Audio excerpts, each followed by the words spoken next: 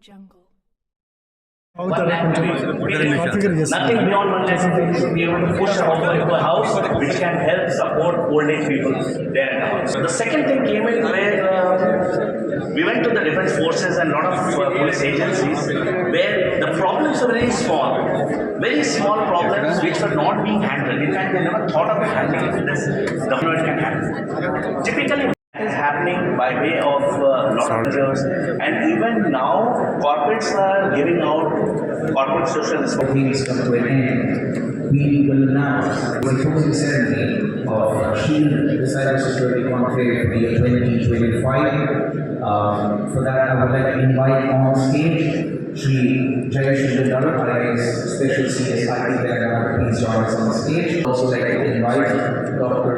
IAS Director, Telangana Cybersecurity Bureau, Ash Mohanty, IPS Commissioner of Police, Secretary General SC, Dr. Vineet, IPS DCP Mahapur, Mr. Harshvardhan, IPS SPCS and A, Mr. David.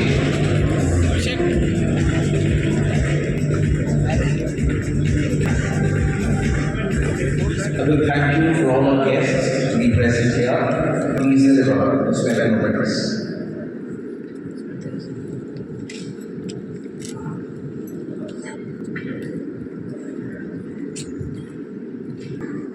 There was a lot of effort in putting this all together. I think it was, and we all, especially the guests, the speakers, and the panelists who are there to the podium. Thank you everyone.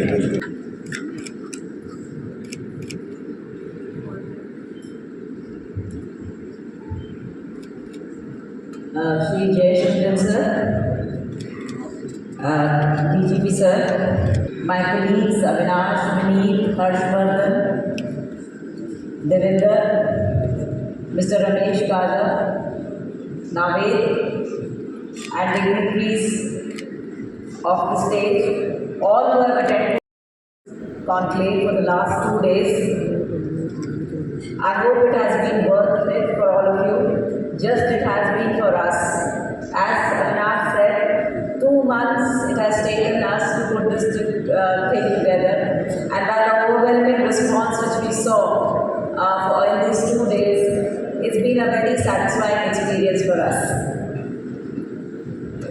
As we conclude Shield 2025, I stand before you with pride, gratitude, and an unwavering commitment to the cybersecurity mission that actually brought us all together. Over the past 2 days, this corresponds with about 1,000 delegates. So as I said yesterday, it's not only this hall, but yesterday we even had overflowing hall of 200 representatives from 14 states across the country. We've heard insightful keynotes, panel discussions, and engaging technical workshops and closed-group sessions which were especially held for law enforcement officers. The wide-ranging topics discussed.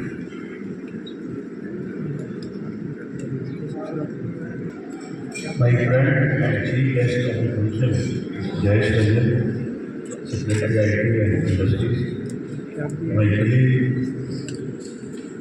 Shikha Goyal, Director of Cybersecurity Bureau and DG CID, all my colleagues, CP Cyberabad, Joint CP Cyberabad, DCP Cyberabad, Raja, Mr. Naved, Mr.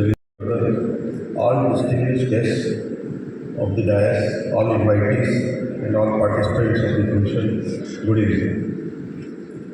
I feel happy to be part of this conclave Shield, and I feel that it has served the purpose for which it was arranged. As Shikha said, that there is a lot of participation from different sectors, and definitely I feel that all have been understood the importance of working together and working in coordination with each other. You all know that this is emerging right now, Cybercrime, every day we are reporting hundreds of cases and thousands of cases in the country. Lot of innocent people are losing money, and we need to, as law enforcement agency, it is our duty to see that we take care of our citizens well. But you all know that these criminals with the digital media, they take every opportunity to come up with innovation and fooling the people. But we need to have similar response. But standing here as head of law enforcement agency in Telangana, I can say that if all of us do not work together, it will be very difficult to combat this crime. Telangana as a state has taken a responsibility for helping the citizens in the crisis time. That is why we were the pioneer in setting up of Telangana state. Similar programs across the country, but this is something very special, the choice of sessions, the choice of speakers, and as shared in her remarks, this is all very action-oriented. So lots of concepts, but what are the takeaways, what do we really want to implement? So that is how the focus of this conclave was. So congratulations to DGP sir and everyone else, and also to the Cyberabad Security Council for partnering with the Cybersecurity Bureau and curating this event. Coincidentally, overshadowed everything else which is happening in HICC, but this morning another conference took place in the hall next door. This was an ASSOCHAM conference, also on cybersecurity. So I was asked to come and do opening speech there.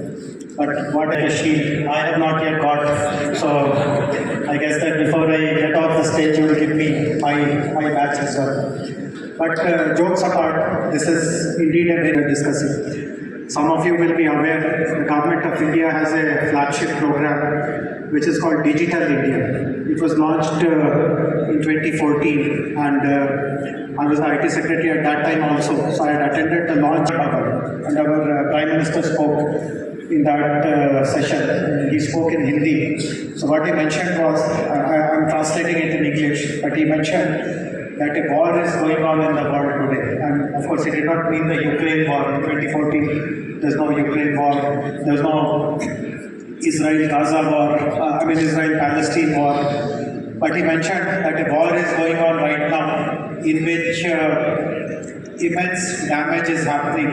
No blood is being shed. And he meant the cyber war. He mentioned that this is something which is happening across the world. And he also gave a call to action. He mentioned that this is an opportunity, just as India IT promise during Y2K and on some other occasions, that is also an opportunity for us to first of all, the police officers visit us, and we all feel that what we have created over the last 10-12 years is unbelievable. So the key point which I mentioned in cybersecurity events like this is that at any point in time, we must have a 360-degree view of what is happening. And we should also look at the user groups in three. I got a call. So as a principal, I don't pick any calls in interrogation. So I honestly realized that it's a scam call. I'm aware about all these things.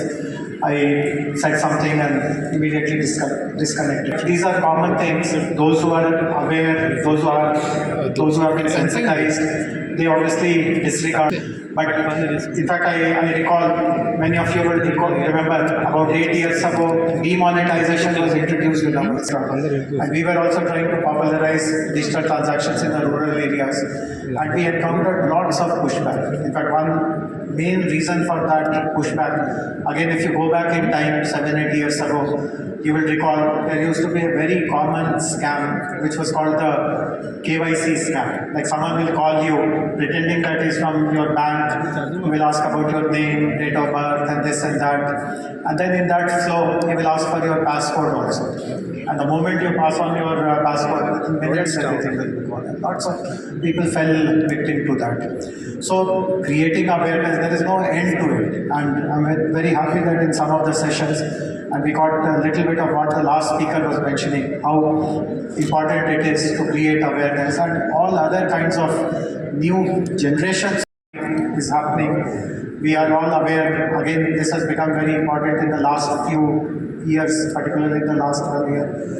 A form of threat which is called digital arrest. You are captured on a video until you complete the terms, till you comply with what is being asked, you will be under some kind of a digital arrest. So the more familiarity we bring to the accounts, prevent it from hacking. Again, one very common thing is that these accounts get hacked, the mail gets hacked, and then the hacker pretends that it is you.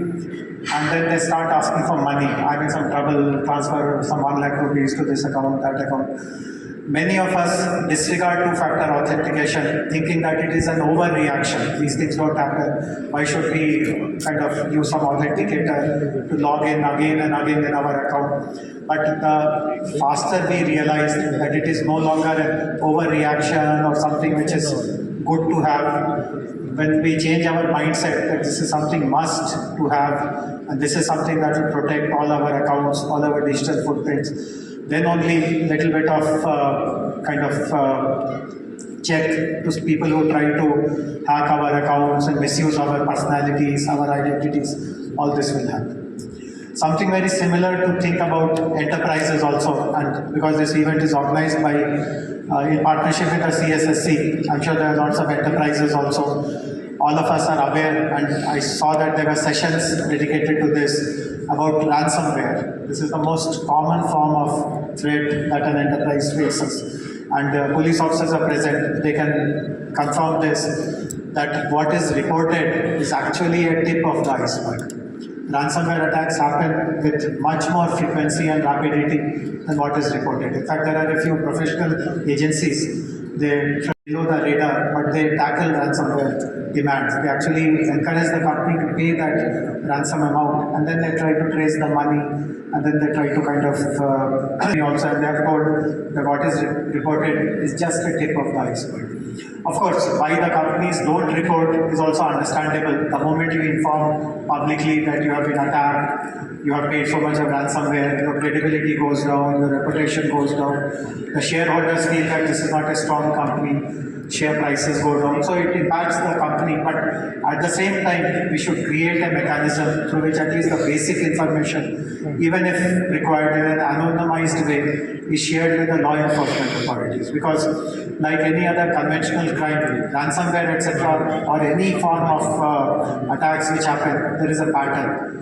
And like any other form of crime detection, if you're able to make out that pattern, it becomes easier. And if you bring this information to the knowledge of the authorities or to any other forum, I would encourage Cybersecurity Council to think of creating a forum, a safe forum, where this kind of data is shared so that others can also protect themselves better. Again, for enterprises also, the protocol is very, very straightforward. You must have very strong firewalls. You must have authorized access to very critical databases. Passwords should keep changing frequently. Various other tools are there through which you can keep your data safe. Now, lots of devices are used to access devices. IoT security is again something very important. Identity management, access management, IAM as we call them. All these things are known to everyone, but it is easy to breach all of that also if there is smallest window of vulnerability. So how do you take care of the enterprises is again a very important aspect, and again has to be taken. And finally, the most important responsibility of the government is to protect the government itself. All of us know that government holds humongous amount of data. Some of it is again of critical importance, databases. Many of you would have heard, I don't need to name names to show any other state of our country in poor light, but there have been incidents in which some other critical infrastructure of some other states in our country were targeted, possibly by cross-border kind of by perpetrators. So obviously in Telangana, I take lots of pride in mentioning this. that our Security Operations Center, SOC, is very state of the art. It is in our state data center. We have the latest incident monitoring tool. Every 6 months we upgrade the version of the tool, even if it costs a little. Protecting the state, protecting our databases is very, very important. And 11 years have gone by, not even a single incident of even little amount of data getting lost or hacked, etc., has not happened. Similarly, we all know the efficiency, the reputation of our state police. Hundreds and hundreds of very, very complicated cyber crimes have been tackled by them successfully. The State Cybercrime Bureau has been started. DGP sir, Shikha ma'am, and so many others are involved in it. So our state police enjoys this stellar reputation. We are also there, and one very good thing to see that they are very open to partnerships also. In fact, they have decided to partner with knowledge institutions like IIIT and ISB, NALSA. I would make two more suggestions. See, I don't know whether they're here in the audience or not, but if you're here, please introduce yourselves later on. We again have a very strong Government of India institution, MeitY institution, fortunately located in Hyderabad, which is called CDAC. We do lots of work with them. So CDAC is as police officers, I don't need to tell you, but lots of things happen, lots of these crimes happen in the dark web. So they have developed tools to scout this dark web, to bring information out, and if police is already using their services, that is good enough, but that will also be a great institution to partner. The other good institution to partner, again, I'm not sure if the representatives are there, but that is an institution which the private industry and the Telangana government have created together. That is called the Cyber Security Center of Excellence. Today, as all of us know, in every aspect of technology, more than the large firms, the large companies, of course, we appreciate the work which big tech like the Googles and the Microsofts are doing, but lots of innovative work is also coming from startups, young innovators. Yes, Acha, he was here, very good. So young innovators, young entrepreneurs whom we call startups, and we have a center of excellence here which identifies many such startups and helps them gain access to government business, to enterprise business. So if you, for example, throw a challenge, and this is something which we are struggling with, that is a fingerprint analysis or whatever, they'll be very, very keen to identify the right solution provider and do that matchmaking with you. So these are two other institutions which, again, as I said, fortunately and coincidentally are located in Hyderabad, so we must make best use of them. So the key point here is that as a society, see, digital is expanding, digital is rapidly expanding, which is also a great thing. It helps them tackle some pain points for generations altogether. So we are all in favor of any society, including our own state, becoming more and more advanced, becoming more and more technology ready, becoming more and more digital. But this is unfortunately an adverse consequence, and we have to live with it. Whatever we do, crime is never going to stop. The only kind of sense of accomplishment that we get is that we are able to foresee something, anticipate something, create institutions, create knowledge base, bring all the partners together so that even if someone is thinking of doing some harm to anyone, we are able to kind of prevent it and take spoke about it. Again, it is a double-edged sword. One is, of course, its positive implication that you can use AI now in so many of your detection work and so much of data analysis, etc., which perhaps would have been difficult to do manually or would have brought in some element of subjectivity. You can use that. You can use AI for doing all that, but AI itself is now used by criminals also, and all of us know about some of these morphing and deepfake and all these things, where your identity is completely copied and people don't even realize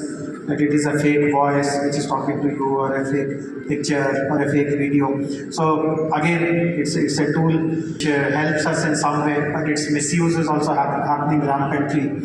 So I'm happy that in your remark you mentioned about regulations, you spoke about data management.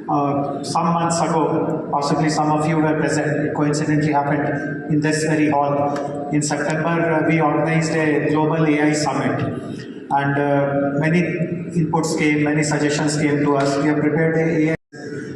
How do you use AI with safety, with confidentiality, with privacy, with all the ethical concerns that surround the usage of AI? And again, I'm happy to share with you that we have started working on it. There are 25 work streams which were the outcomes of the Global AI Summit, and while action has started on all of them, but much more action has started on this particular aspect. So at some appropriate time, I would like all of you also to give your ideas, to kind of contribute and benefit from what we are doing. So finally, I would like to congratulate the organizers for the successful conduct, successful culmination of this conclave. I do hope that this will not be a one-off kind of a thing.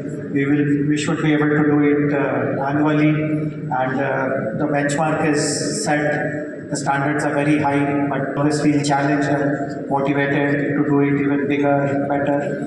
Whatever way in which you want us to support it and be a part of it, will always be there. But once again, many, many congratulations, and thank you very much for making me a part of it. Right. So I thought I'll share with you. Right. Thank you. Thank you so much, sir. So I would like to invite Data sector, I just